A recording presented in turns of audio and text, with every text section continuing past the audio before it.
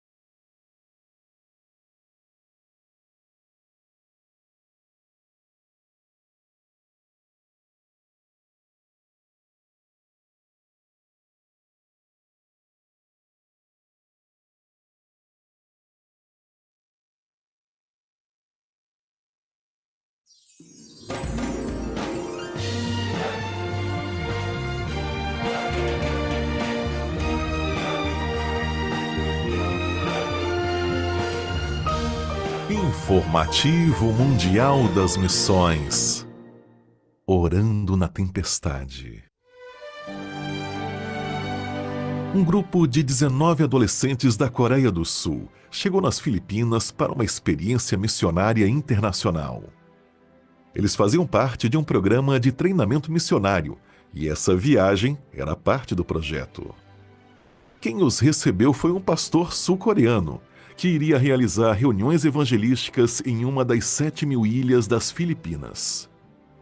O grupo foi alocado em barracas e casas de palha, uma estrutura bem diferente do que estavam acostumados na Coreia do Sul. Na primeira noite, relâmpagos romperam no céu.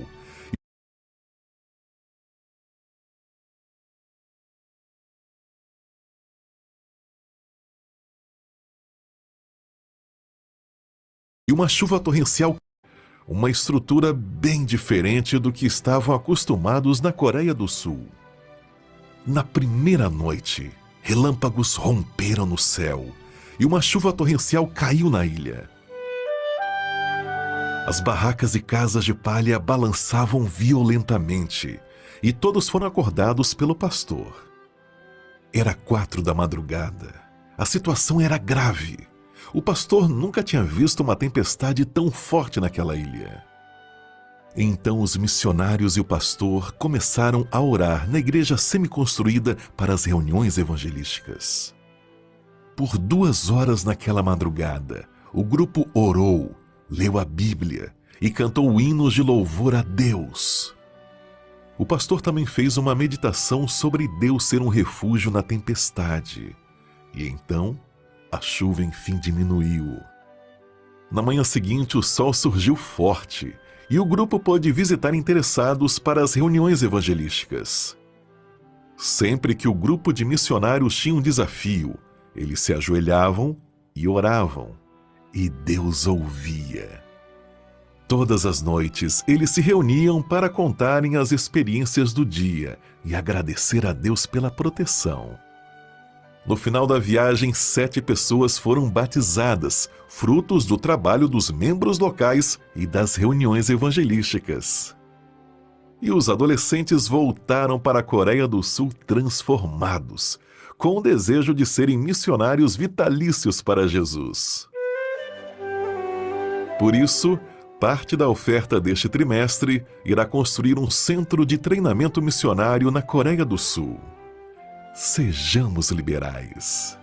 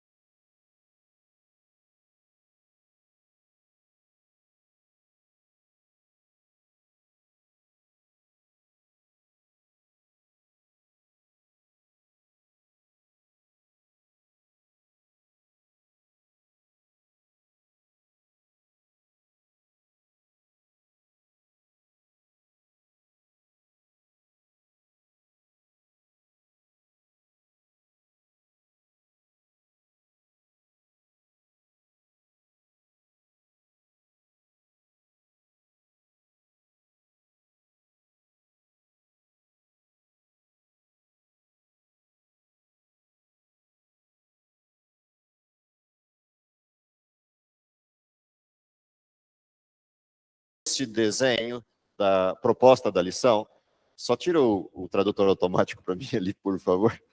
Dentro desse desenho do que a gente tem na lição, existem algumas referências importantes. Primeiro, a questão do que lá em Mateus a gente encontra na parábola que foi o estudo dessa semana. Pus aqui só para a gente relembrar, caso alguém não tenha lido a parábola ou não lembre dela. Ele propõe uma parábola dizendo o quê? O reino dos céus é semelhante a um homem que semeia uma boa semente no campo. Dormindo, os homens, veio o inimigo e semeou joio no meio. Quando isso acontece, o que ocorre? Quando você acorda e vê crescendo, percebe que tem joio. O que você faz com isso? Dá para resolver esse desenho? Não, não dá. Se eu tirar joio e trigo junto, eu vou tirar trigo no meio do pacote.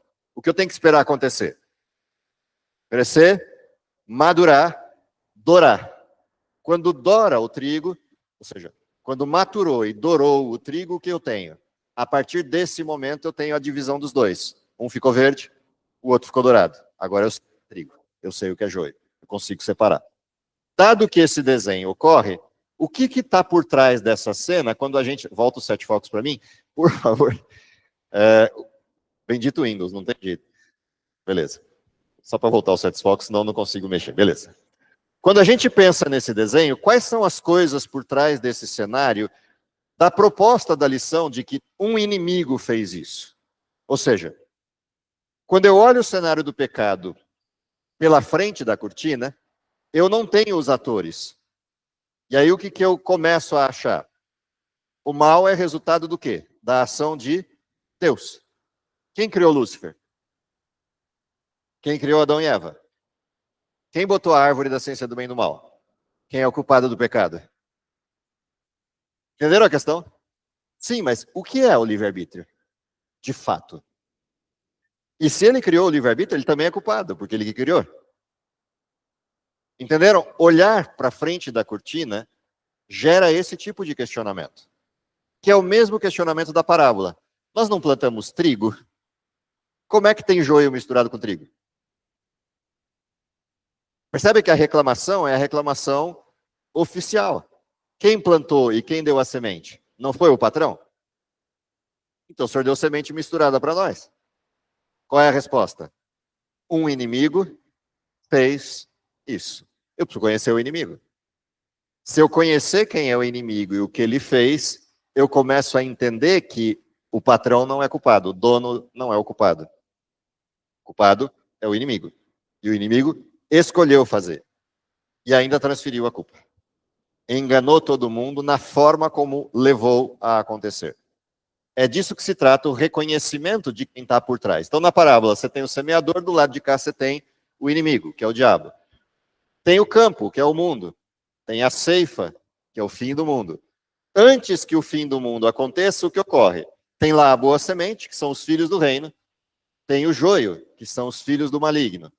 Tem os ceifeiros, que são os anjos. E tem a queima, que é o fim do mundo. Quando eu olho o cenário completo da parábola, eu começo a entender algumas coisas. Primeiro, quem é o semeador?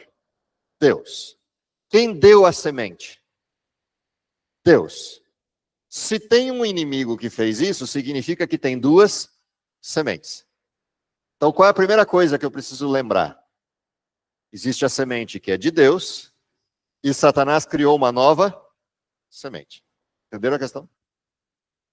Portanto, o segredo está onde? Em descobrir qual é essa semente. Porque se eu descobrir qual é essa semente, o que acontece? Ou seja, se eu souber qual é a semente de Deus e souber qual é a semente do diabo, eu consigo, antes que nasça o joio, identificar o processo. Caso contrário, vai nascer o joio, eu só vou perceber depois. Dado que esse é o fenômeno, uma vez que já havia nascido o joio é muito parecido com o trigo. Então, o que eu percebo sobre a semente de Satanás? Ela criou um desenho de semente, que produz algo que é parecido com o que a semente de Deus produz, mas tem diferenças. Só que essas diferenças aparecem com o tempo. Elas não aparecem no começo. Se eu olhar o começo, elas parecem idênticas. Se eu olhar o processo, elas se distanciam. E é quando esse processo madura que eu posso interferir no modelo. Isso é um aprendizado interessante do desenho dessa parábola. Guardem isso como referência, vamos para o desenho seguinte. O que acontece enquanto processo, enquanto competência nossa? Nossa missão qual é? Cuidar do quê?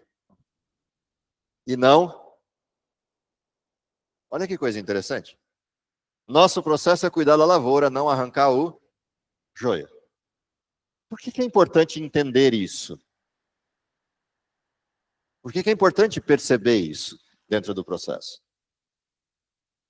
Eu perco tempo com aquilo que não é necessário.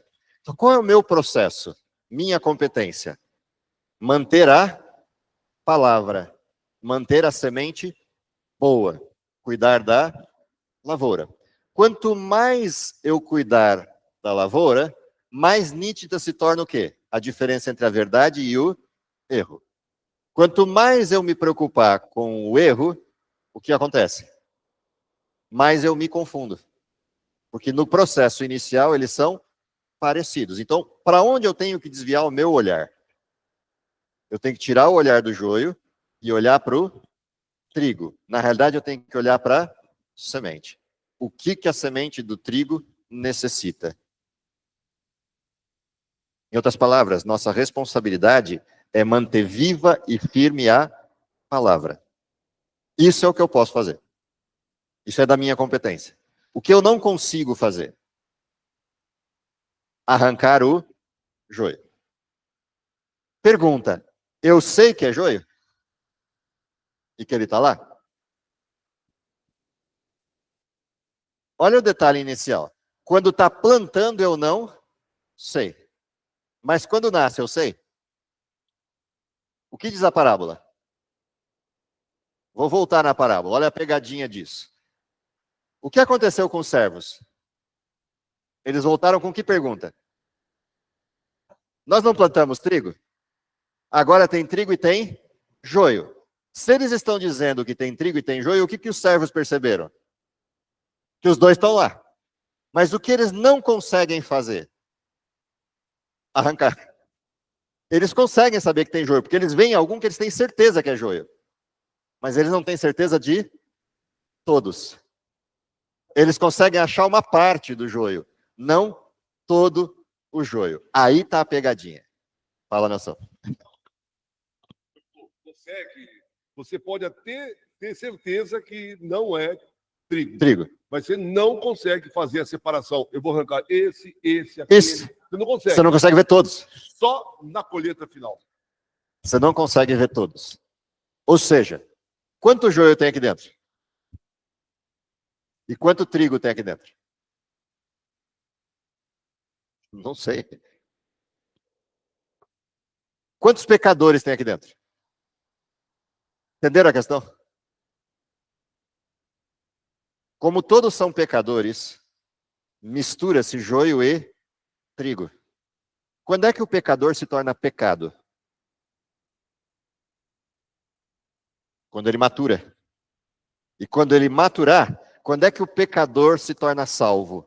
No sentido pleno da palavra. Quando madurar. Quando é que o pecador foi salvo no sentido de justificação? Quando Cristo morreu. Quando é que ele será salvo no sentido de redenção? Quando tiver maduro. Depois da sacudidura. Depois do derramamento do Espírito Santo. Portanto, eu tenho um problema. Eu não consigo identificar a diferença entre o pecador arrependido e o pecador contumaz, até que os dois estejam maduros. E sim, eu consigo achar o joio. Mas quando eu descubro o joio, eu descubro que o joio está onde? No sentido pleno da palavra joio, ele está aí no meio. No sentido parcial da palavra joio, ele está no meu espelho. Porque eu tenho pecado em mim. Essa é uma outra parte interessante dessa parábola. Entenderam o desenho? É preciso esperar ficar maduro. Por isso, nossa atenção não tem que estar no joio. Nossa atenção tem que estar na verdade. Cuidar da lavoura. Atenção. Quando eu era criança, bem lá nos 5 Faz tempo. e 7 anos, faz tempo. Exatamente. Faz tempo. Mas tinha algo que veio à minha mente agora. Meus avós tinham um pequeno sítio e eles plantavam lá arroz, alguma coisa assim, e eles colhiam tudo. Passavam lá a ceifa, depois batia tudo aquilo, e quando é que eles tiravam o grão bom? Só no final, depois de tudo seco, aquela palha, tudo aquilo misturado, aí eles colocavam nos peneirão assim, achavam aquilo muito bonito. Chacoalhava, jogava para cima num dia de vento, e o vento levava toda a palha embora e caía um grão bom dentro da grande peneira. Sim. Esse é o peneiramento final. Sim. Lá no final, a hora que você vai ensacar para salvar o que presta. Essa é a coisa bonita da parábola. Ou seja, quem faz esse processo final consegue distinguir, porque agora, de fato, tem a distinção. Elson? No grupo, né, do Maranata, foi colocado esse texto de Ellen White. E daí eu queria aproveitar o momento. Quando ele vier, não nos purificará de nossos pecados, para remover de nós os defeitos de caráter, nem para curar-nos das fraquezas de nosso temperamento e disposição.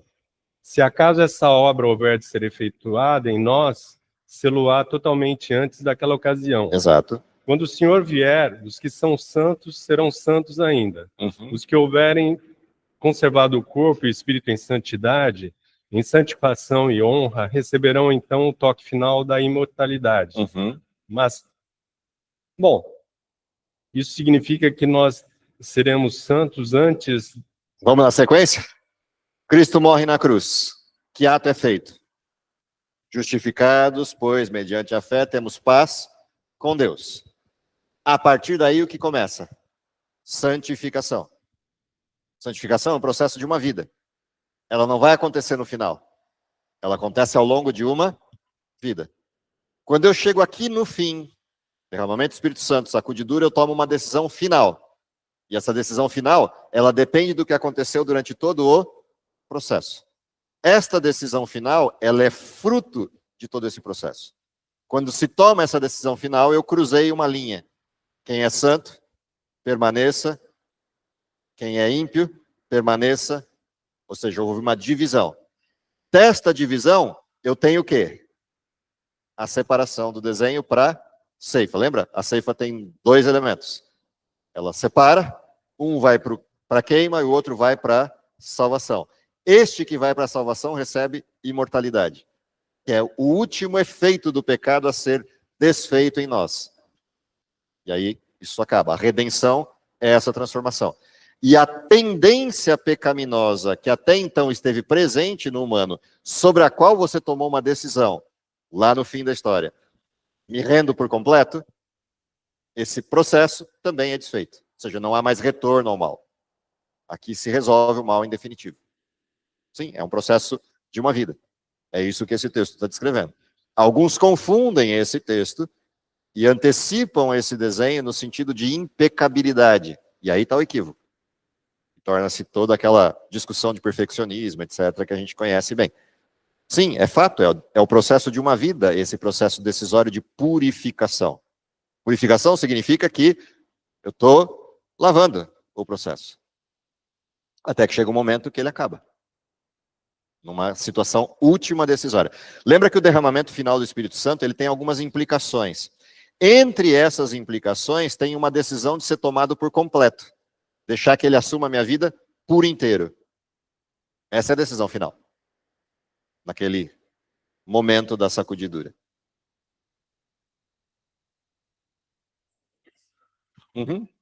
Sim. Mas os que morrem, meu pai eu não ouvia santo. A salvação não tem a ver com ser santo. A salvação tem a ver com a decisão de querer ser. O ser santo é um ato de Deus, não é um ato meu. Eu sou pecador. Teu pai morreu pecador. Meu avô morreu pecador.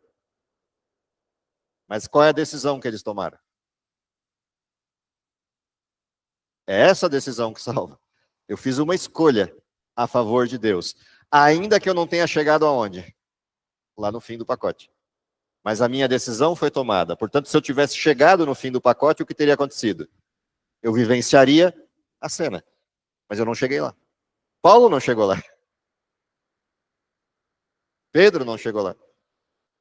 Estevão não chegou lá. Mas qual a decisão que ele tomou? Ele foi salvo pela decisão. Esse é o desenho. Lembra, é um processo. Não é um ponto. O ponto é a cruz. Justificados. O processo é decisório.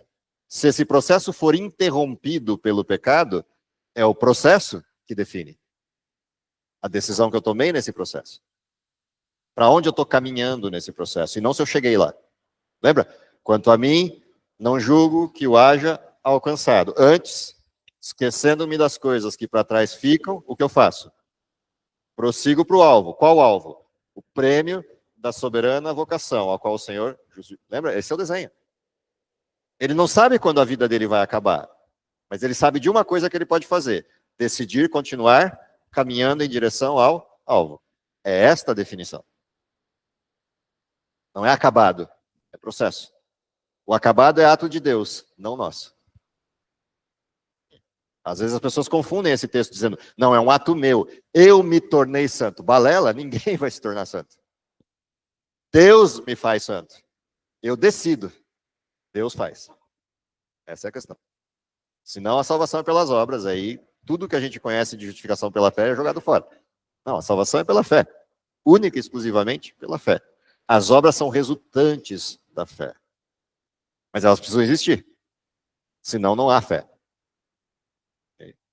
Essa é a questão. Lembra de ler esse texto?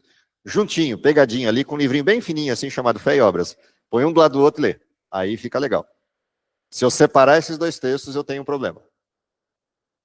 Nunca separe esses dois textos na leitura de qualquer desses temas.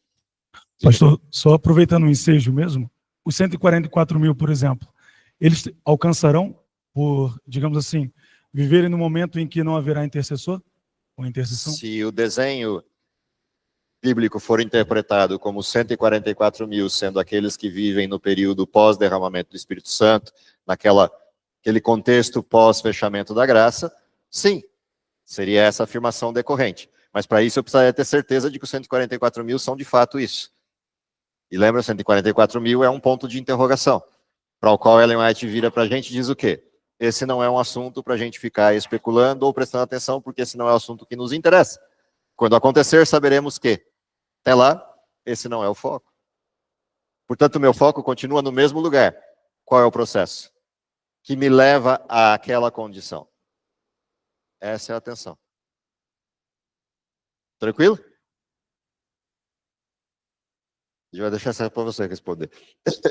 Próxima vez que fizer uma pergunta dessa, eu mando você responder. Eu tô brincando, tô zoando. É que a gente, de vez em quando, se pega conversando exatamente sobre essa temática. E a conversa rende um bom tempo. Tranquilos até aí? Diga lá. E tem aqui primeiro o tio Nil. Eu sempre vou trocar o nome de vocês dois. Vocês podiam ter facilitado a minha vida. Botar só um S de diferença. Newton e Nilson, né? Eu queria só falar. Eu bato e eu fio, não. É o Niltinho ou é o Nilcinho? Não, é o Niltinho. Nilcinho. Eu queria só falar com você, quando você falou, o joio também pode virar trigo. E o trigo... Enquanto o processo está acontecendo, sim. Vamos lá.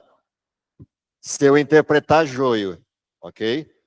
Como pecado residente em nós, em certos momentos nos tornamos joio e em certos momentos migramos para trigo. Mas isso não está na parábola.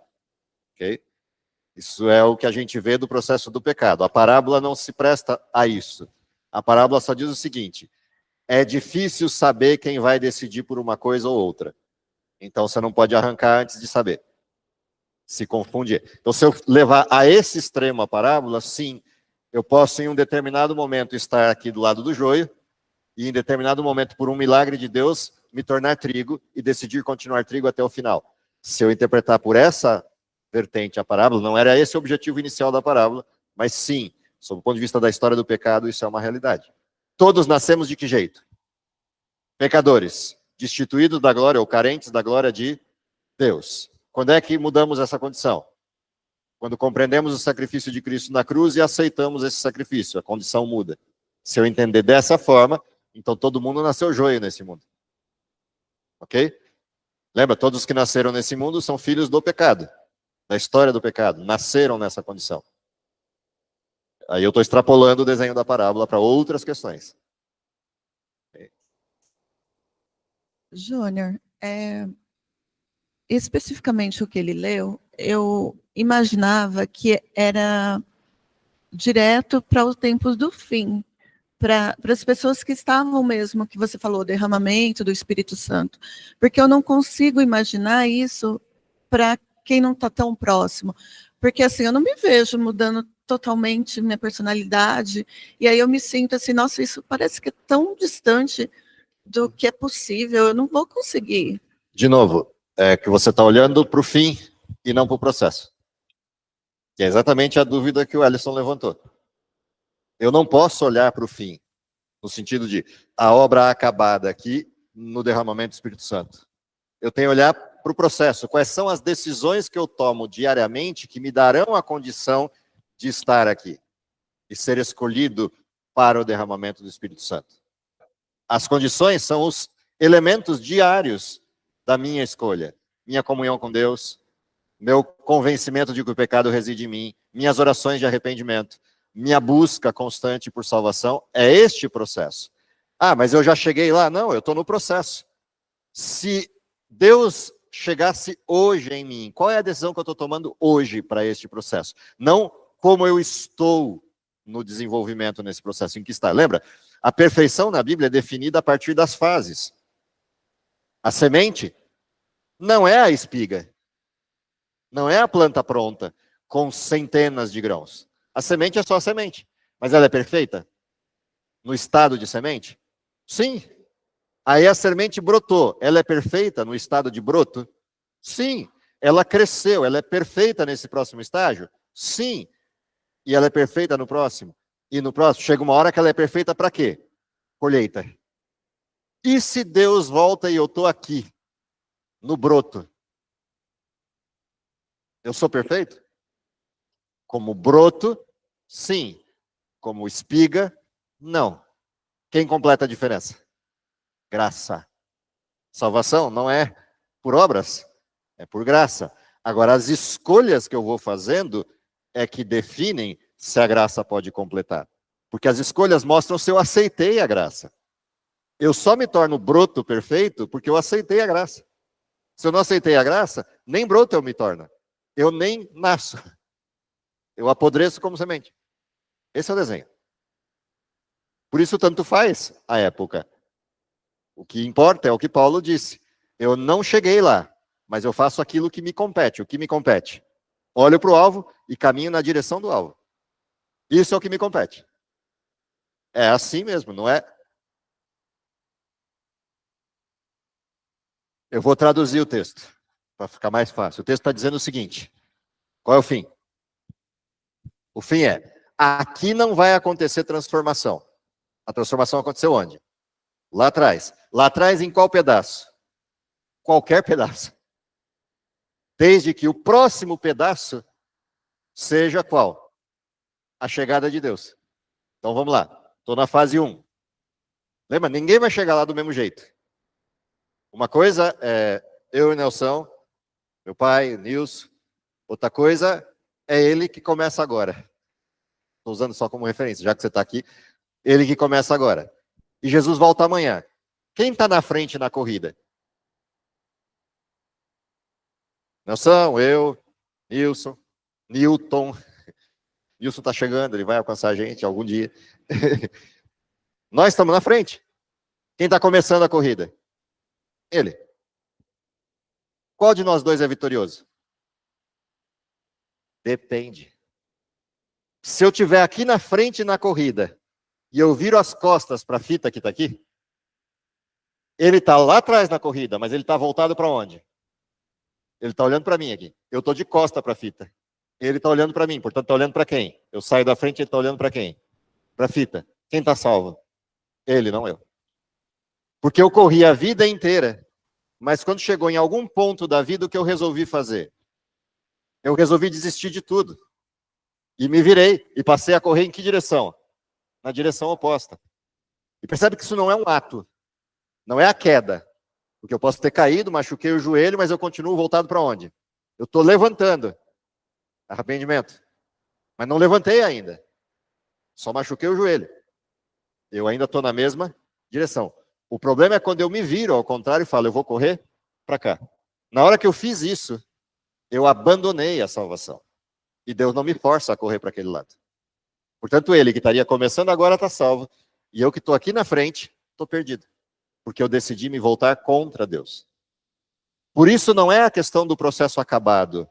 A questão é, estou indo na direção. Se eu estou indo na direção, não importa se eu machuquei o joelho, ou se eu estou fortão ali, começando a corrida, com todo o gás. É para a direção onde estamos indo, que define o complementar do processo. É isso que é o desenho da perfeição. Até ser dia perfeito, até ser grão cheio na espiga. Todos os textos falam sempre a mesma coisa. Não olhe para o desenho do que está acontecendo aqui. O processo é importante, mas não tire o olho do alvo. Exatamente. Os trabalhadores da vinha, aqueles que são remunerados na 1/10 hora, ou o sujeito que começou a trabalhar às 6 da manhã, não importa. Se estão trabalhando, é o que importa.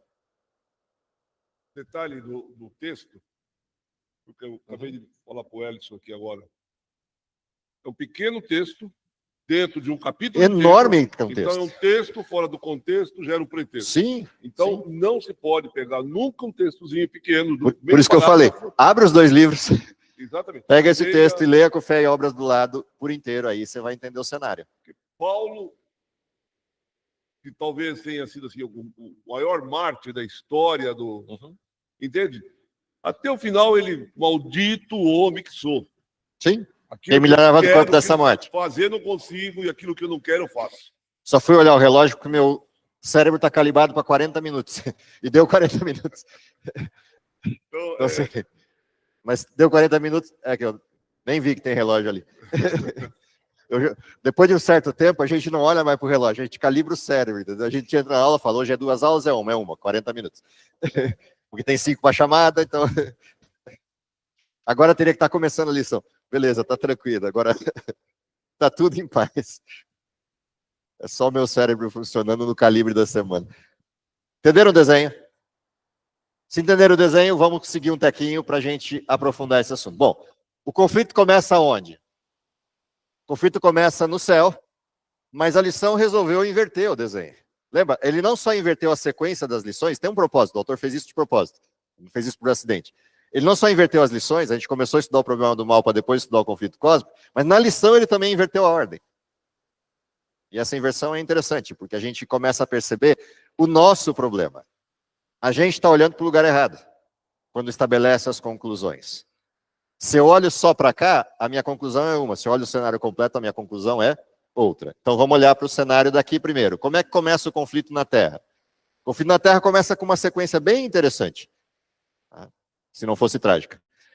Qual é a estratégia de Satanás? Ele começa com uma aparentemente inocente. Por que aparentemente? Dá a impressão de que ele está querendo aprender. Deus disse, eu não sei, eu sou só uma serpente. Não sou tão capaz quanto você, obra-prima da criação. Sou só uma... Lembra, a mulher é obra-prima da criação, foi criada depois, por último. Alguns dizem para não dar palpite, mas foi criada por último, é o fim do processo. Aí está tudo muito bom. Dentro deste contexto, ela estabelece uma dúvida razoável. A pergunta é, dúvida razoável e disseminação do erro no começo do processo parecem a mesma coisa. E aqui está um detalhe importante. Lembra? Eu falei, são 2 sementes. Como é que eu diferencio a semente do joio e a do trigo? Como é que diferencia o broto do joio e do trigo? No começo elas parecem muito semelhantes. Se eu olho esse desenho. Óbvio que eu não estou falando da semente no sentido físico, né? Porque a semente do trigo e do joio no sentido físico são diferentes. Mas elas têm a aparência de algo semelhante. Dado que é assim, o que Eva faz? Sai na defesa. A resposta é razoável. Não, não foi isso que Deus disse. Deus disse outra coisa. E aí vem a regrinha. Quem conta um conto, aumenta um ponto. Dado que esse é o fenômeno, aliás, só avisar todo mundo, não tem jeito, o pessoal sempre... Aluno é aluno em tudo que é lugar, né? Você começou a apresentar alguma coisa, levanta o celular e vai bater foto. Tá disponível, tô brincando, tá? Tá disponível no YouTube, lá se você entrar no Jovem 7, na página do Jovem 7, que é a página da classe, tá lá disponível o PowerPoint inteiro, é só baixar, usar, abusar, quanto quiser, tá? Para quem precisar. Jovem 7, YouTube, Jovem 7, você encontra lá no link abaixo do vídeo, você consegue todos os PowerPoints da nossa classe. O que acontece nessa questão da resposta de Eva? Ela acrescenta alguma coisa que não estava na fala de Deus. Qual é essa coisa que ela acrescenta? Deus disse que não pode comer. O que Eva diz? Não pode comer e nem tocar. Esse acréscimo de defesa abre espaço para diálogo. Qual é o diálogo em sequência? O diálogo em sequência começa com uma coisa interessante do desenho, que é a segunda parte dessa dúvida. A primeira dúvida parecia leve, a segunda já não tanto. Certamente não morrerás. Mas Deus disse que morre. Mas Deus disse que não pode tocar, entre aspas. E a serpente está tocando. Se bobear, e eu não duvido disso, a serpente está até comendo. Bom, já começam alguns problemas de partida. Deus disse para a serpente não tocar? Ainda que Deus tivesse falado não tocar, mas não falou. Deus disse para a serpente não comer? Não, disse para Eva não comer. Ainda que eu atribuísse a fala a Deus, eu tenho um problema. Quem está na cena não é para quem Deus falou. Só que serpente não fala. E agora está falando. Todo esse cenário está criando um contexto para essa dúvida razoável que sustenta a afirmação, certamente não morrerás. Ou seja, essa afirmação não foi feita no vazio, no vácuo, como a gente às vezes imagina, na leitura rápida de Gênesis. Porque Gênesis é sintético, ele não fica dialogando o cenário. Ele só vai direto ao ponto. Indo direto ao ponto, a gente perde o contexto. Existe um contexto. A serpente está na árvore, a serpente está caminhando, a serpente é linda, a serpente está falando. Tudo isso está gerando na mente de quem observa a curiosidade e a dúvida razoável. Para a afirmação fazer sentido. Porque senão não faria sentido essa afirmação.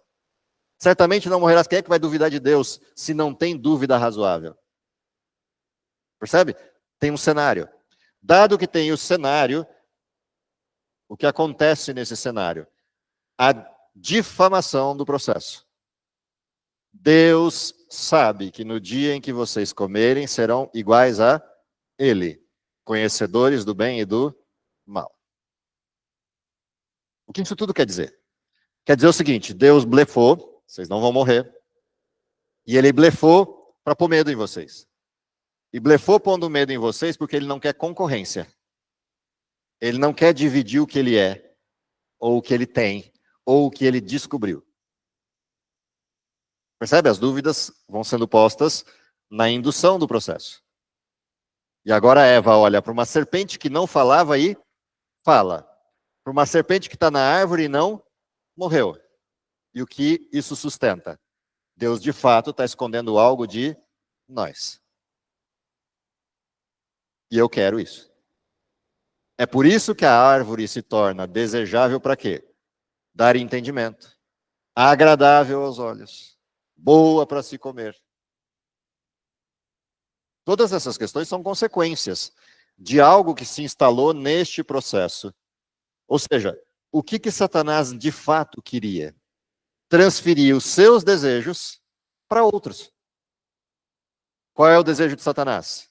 Subirei às mais altas nuvens, serei semelhante ao Altíssimo.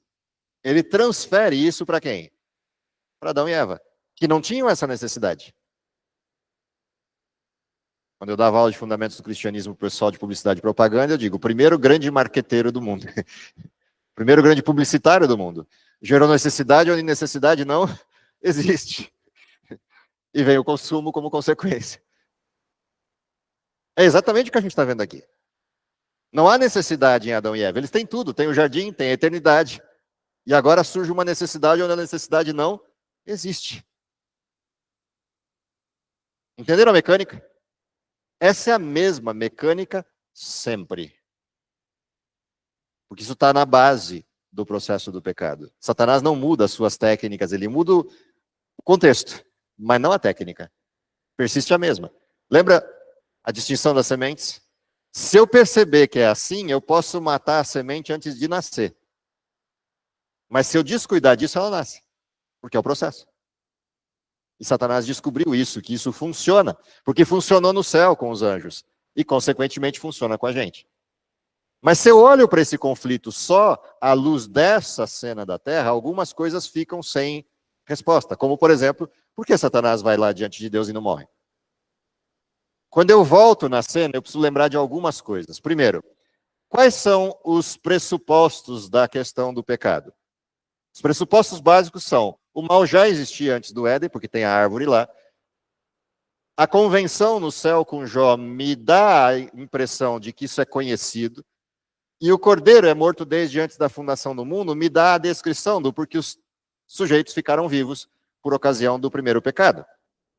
Isso são pressupostos que fluem do texto, quando eu olho o texto para além da cortina.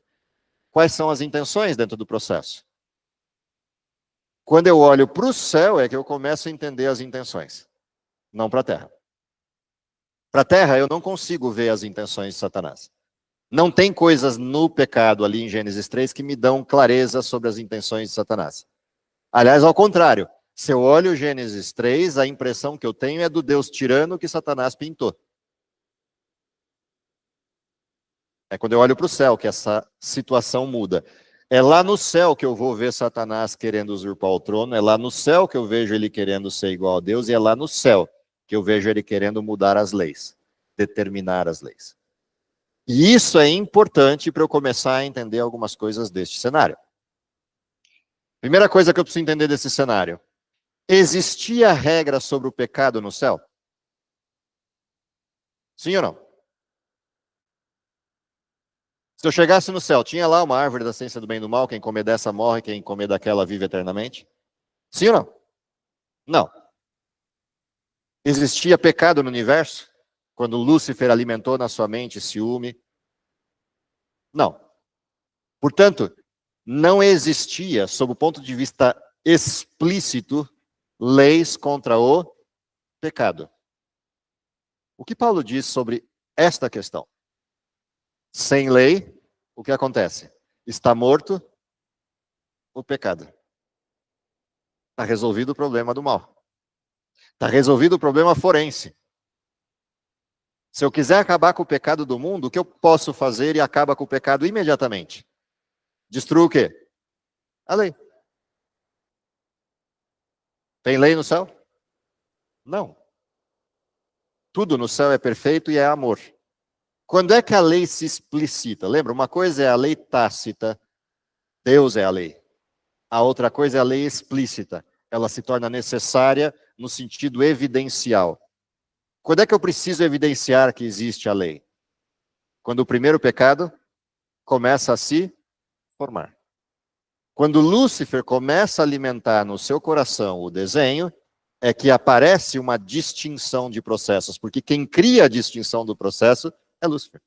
Ou seja, bem e mal não são eternos. O mal surge e o bem se evidencia a partir disso no contraste com o mal. Porque o que existe é o bem, não o mal. Aqui está a pegadinha. E que Lúcifer tenta inverter para dizer que o mal é eterno. O mal sempre existiu. Porque se ele disser que o mal é eterno e sempre existiu, e a única coisa que sempre existiu é Deus, quem se torna mal? Deus. Reação direta.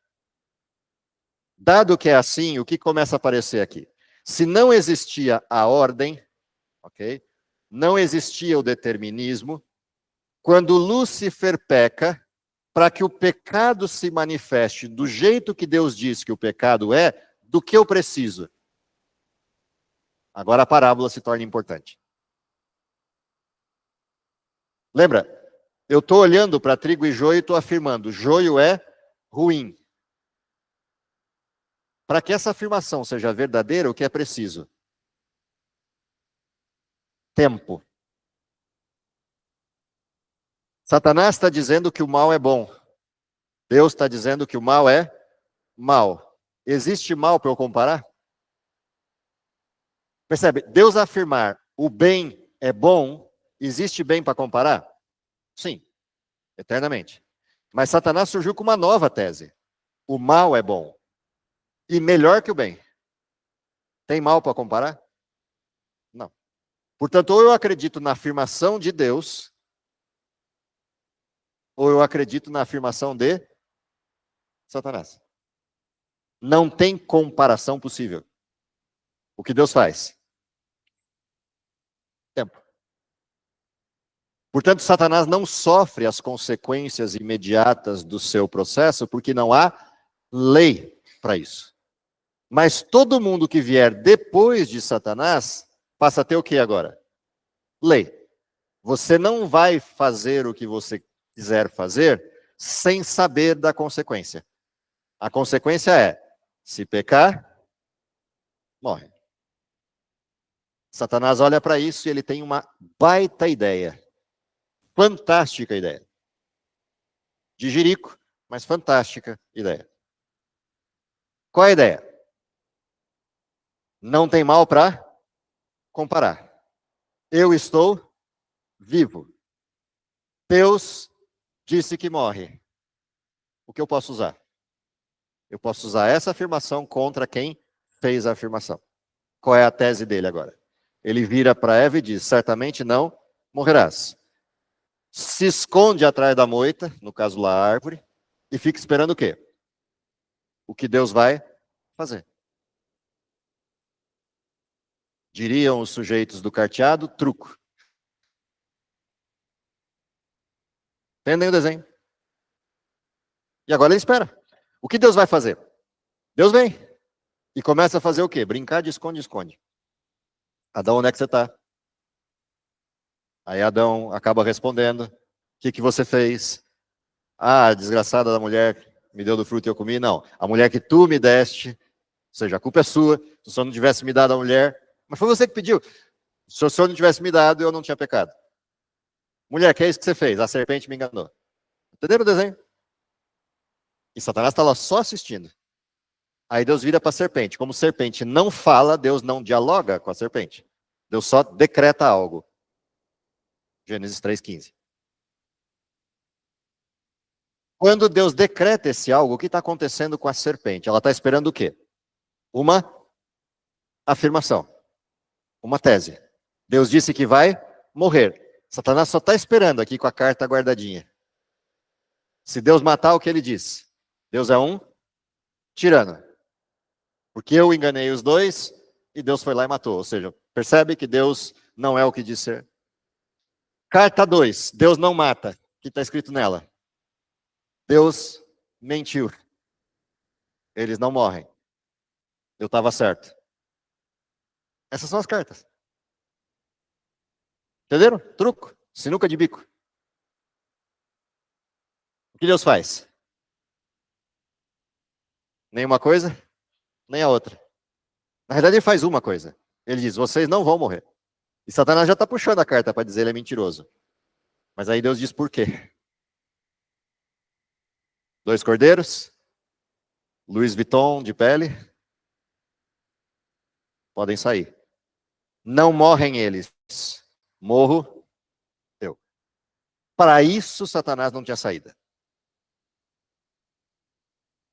Quando Deus faz isso, lembra? Cordeiro morto desde antes da fundação do mundo. Quando Deus faz isso, Satanás não tem saída. Porque agora ele literalmente fica ali, atônito, sem saber o que vai fazer. Porque o salário do pecado era a morte e foi morte. E como Deus não muda e Satanás sabe disso, por experiência, ele sabe que o que ele disse ele vai fazer. E agora Satanás passa a viver um martírio. Um martírio de espera. Quando isso vai acontecer. E ele agora começa a tentar deduzir o plano de Deus por 4.000 anos de história. Esperando quando é que Deus vai cumprir essa promessa e de que jeito vai ser. Percebe? Ele escuta as promessas do Messias, tudo, e ele tenta deduzir o que vai ser, até que ele vê Jesus nascendo. Quando ele vê Jesus nascendo, outra grande ideia. Porque vê um bebê frágil, com todo o depósito de degeneração, fome, sede, choro, dor, tudo que tem da história do pecado naquele bebezinho. Ele fala, agora eu ganho a briga. Parabéns e vai lá se trocar. Entende o que acontece? Ele está olhando ali. Ele sabe que ele agora tem uma chance. Ideia de Jerico outra vez. E ele vai passar 30 e poucos anos atacando aquele sujeito. Com tudo que pode. Entenderam o desenho? Este te ferirá o calcanhar. Aliás, tu lhe ferirás o calcanhar. E este te ferirá a cabeça. Entende o desenho? Quando é que Jesus fere a cabeça de Satanás? Essa é a parte fantástica do texto. A gente está acostumado a olhar para a cruz, né? A cruz é legal, ela é interessante, ela resolve o problema da nossa culpa. Porque era a gente que devia estar lá e não é a gente que está lá. Mas a cruz pouco importa. E Paulo fala disso. Se Cristo não ressuscitou dos mortos, percebe, não é? Se Cristo não morreu na cruz, não. Se Cristo não ressuscitou dos mortos, é vã a nossa fé. Então agora volta para a primeira lição da semana. Quem venceu? Quando venceu? Na ressurreição. Até a cruz é o calcanhar ferido. E a dúvida sobre a sequência implica em estar toda a horda na porta do túmulo com um selo romano em cima da pedra. Quando aquilo se rompe e a ressurreição acontece, aí a gente entende o que o conflito era. Onde está a morte, a tua vitória? Onde estão os aguilhões com os quais me prendiam? Aí aconteceu a vitória. A ressurreição. É ali que a gente entende o fenômeno. Ou seja, havia uma intencionalidade por trás da história de Satanás. Eu vou desmascarar a tirania de Deus. A cruz demonstrou que a tirania era de Satanás. Então, o universo sem pecado entende a resolução do mal na cruz. Porque quando eles veem a intenção de Satanás na morte de Cristo, eles entendem o que Satanás queria. Mas nós vemos outra cena. Porque nós não precisamos só da cruz. A cruz não resolve o nosso problema. A ressurreição, sim. E é lá na ressurreição que a gente resolve a nossa conta. E é a partir daí que a gente vai entender o que ele de fato pretendia. Ele se pretendia Deus, mas ele não tem vida para oferecer. Cristo não precisou se pretender Deus, ele era Deus. É Deus. Sempre será Deus. E é por isso que quando Satanás chega nesse limite, que é a adoração, lembra das tentações? Se tu és o filho de Deus, transforma em pão, te atira daqui para baixo, os anjos. E aí chega a última tentação. Tudo isso te entrego, se prostrado, me adorares. Ou seja, usa a saída mais fácil, não precisa sofrer a cruz. Não precisa nem sofrer na minha mão. Eu te entrego tudo de bandeja e vou embora. Qual é a resposta de Jesus? Cai fora. Essa é a resposta. Esse é o desenho. Ou seja, esse processo está todinho presente no que acontece conosco. Autossuficiência, se tu és o filho de Deus, faz isso. Presunção, te atira daí para baixo, ele vai te proteger. Caminho mais fácil. Desvia do sofrimento, não precisa tudo isso. Deus é bonzinho. Qual é a realidade? A realidade está aqui. Ó. O diabo nada tem em... Moisés. Fala, Thales. Resumindo o que você está falando, da parte de Deus, tudo é uma questão de pôr à prova o desconhecido? Sim. Sim. Sim. Esse é o desenho. Por isso o tempo. Deus poderia fazer isso tudo quando quisesse, porque ele é Deus e não vai deixar de ser Deus se ele resolvesse o problema do pecado no dia que Satanás pecou. Só que a partir do momento que ele fizesse isso, o livre-arbítrio estava extinto. Ou seja, por que Deus dá tempo? Porque eu preciso de referência temporal, eu preciso de entender o desenho para que eu decida que o pecado não voltará a existir uma segunda vez. Essa é a questão. Essa é a garantia, ou seja, o tempo é a garantia de que o livre-arbítrio não só existiu, mas continuará existindo eternamente e o pecado não se levantará uma segunda vez, porque todo mundo entendeu. Entendeu ao ponto de decidir a favor de Deus, como também entendeu ao ponto de decidir contra Deus, no seguinte sentido: eu entendi, sei que Deus está certo, mas eu não quero. Ou seja, é definitivo mesmo. Resolve o problema nas duas pontas. O reconhecimento é pleno dos dois lados. Por isso que a última cena do grande conflito, qual é? É a dos ímpios se ajoelhando e adorando a Deus, inclusive Satanás e seus anjos. Não porque estejam arrependidos do que escolheram, mas porque reconhecem o que escolheram e reconhecem quem é Deus. E falam, ele está certo, mas eu não quero. Ponto. Essa é a questão. Esse é o desenho. E aí a gente entendeu o livre-arbítrio, que era a lição da semana passada. O livre-arbítrio não é uma escolha entre o bem e o mal. O livre-arbítrio é uma escolha entre existir com Deus ou não existir. Essa é a questão. E sempre foi. Satanás inverte isso e cria um terceiro viés aí, uma estrutura diferente de livre-arbítrio, que é o equilíbrio entre o bem e o mal, ou a escolha entre o bem e o mal. Isso é mentira. Nunca houve esse livre-arbítrio. O livre-arbítrio é o bem. O mal não é uma escolha. O mal é a inexistência. Essa é a questão. Dado que esse é o desenho, qual é o paradoxo? O paradoxo aparece lá na estrutura, né, que a gente já viu nas lições anteriores, não preciso voltar a ele, mas tudo é possível para aquele que crê. Aí eu olho para Jesus crendo e ele colocando esse desenho, se possível, passa de mim. O que esse paradoxo me traz dentro deste contexto do conflito cósmico? A gente viu o paradoxo no contexto do mal, mas no contexto do conflito, o que esse paradoxo me ensina? Me ensina algo importante. O mal dói. E para quem dói, dói de verdade, a ponto de chegar e ter que dizer o quê? Se for possível, tira de mim.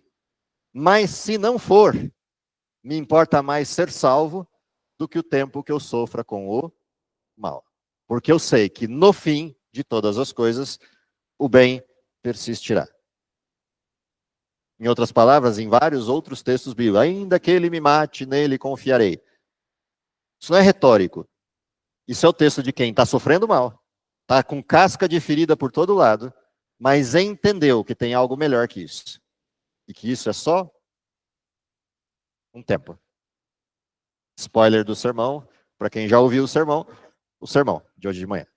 Direto, curto e preciso, cirurgicamente preciso nessa questão, resolvendo esse paradoxo. Dado que esse é o desenho, qual é o paradoxo do absoluto? Que também está presente nessa mesma referência agora, fechando o ciclo dessas 3 lições. Deus pode criar uma pedra que não pode carregar? O absoluto é a única limitação de si mesmo.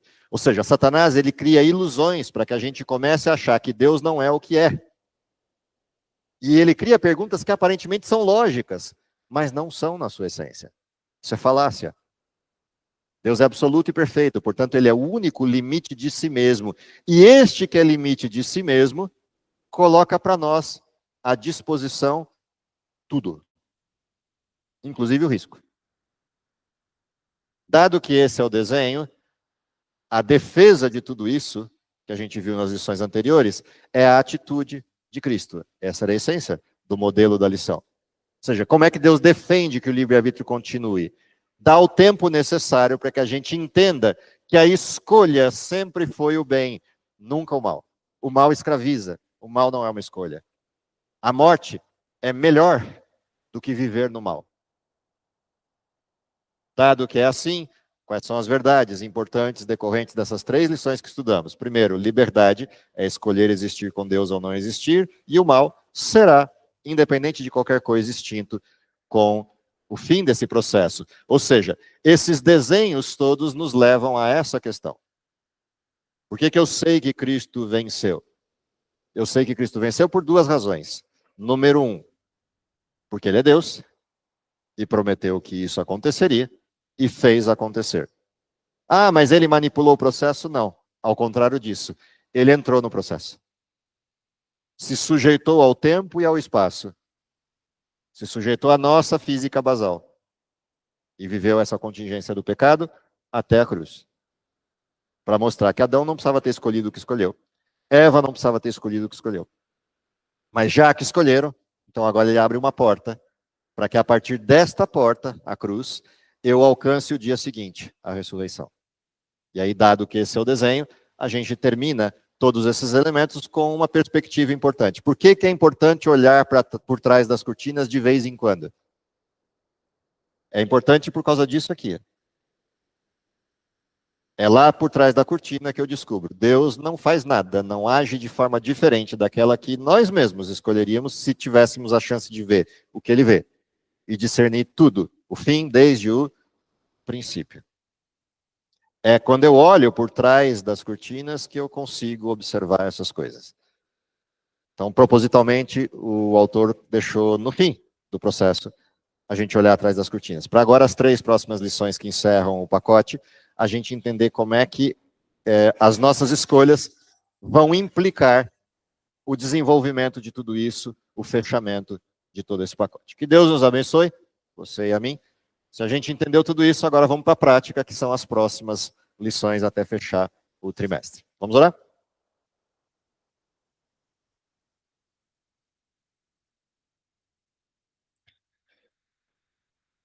Querido Pai, está nos céus, te agradecemos pelo dom da vida, te agradecemos porque apesar das circunstâncias do pecado, apesar de todas as provocações e resultantes dele, podemos ter a certeza de que tu és um Deus compassivo, que entregou o seu Filho para morrer numa cruz por todos nós, mas, acima de tudo, abriu a porta para que possamos voltar para casa pela vitória da ressurreição. Dá, Senhor, que compreendendo tudo isso, mantenhamos os olhos fixos no alvo da soberana vocação e que estejamos prontos para aquele dia final, se estivermos lá, a cumprirmos a última parte da missão. Dá-nos o teu poder e a tua proteção hoje e sempre, é o que lhe pedimos por Jesus. Amém. Bom sábado para vocês. Até sábado que vem, se Deus quiser.